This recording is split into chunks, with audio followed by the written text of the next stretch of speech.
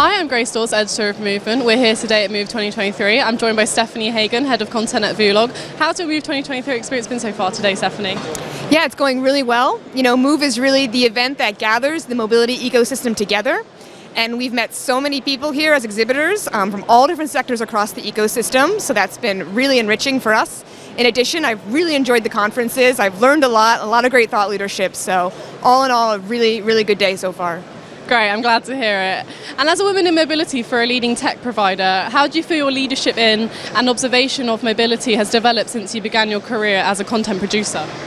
Yes, so I've been in mobility for 6 years now, and I've been doing content that whole time. And ensuring that women's voices are being heard has always been a big priority of mine. To be honest, at the beginning, this was very difficult. Mobility and transportation have a lot of overlap, and transportation is a very male sector, so we saw that in mobility as well. So when I try and, organize a webinar or a panel, I would ask a company to give me, 5 suggestions of speakers, and 4 companies would send me 5 men. That's 20 men for one panel, not one woman. It was very frustrating. But I'm finding, things are getting a lot better. Companies are starting to recognize the importance of not just including women in the conversation, but having them lead it. And at Vulog, we actually have the most influential women in mobility report. And we've done it for 5 years now, and we feature amazing women. And we're seeing that it's becoming more and more popular each year, more downloads, more applications. I think that's a really good sign in the direction things are going. Great, and how do you think the rise of women in mobility has impacted the industry, and where do you think it will take us in the future? Mobility is a relatively new industry, so it's very much kind of still in the design phase. So that means things like vehicles, infrastructure, policy is still being designed, and it's being very rapidly changing as well. So that means women can kind of get in on the ground floor and really shape this design in a way that they haven't been able to do in other industries because it's still growing. So it'd be really interesting to see kind of a future mobility that's being shaped by women, and that means it'll probably be more accessible and more inclusive.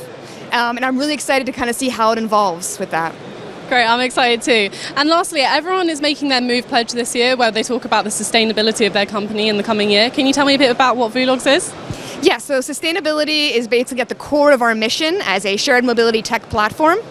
So we effectively have a large global footprint, and we're always trying to enter new countries to help support sustainable mobility projects.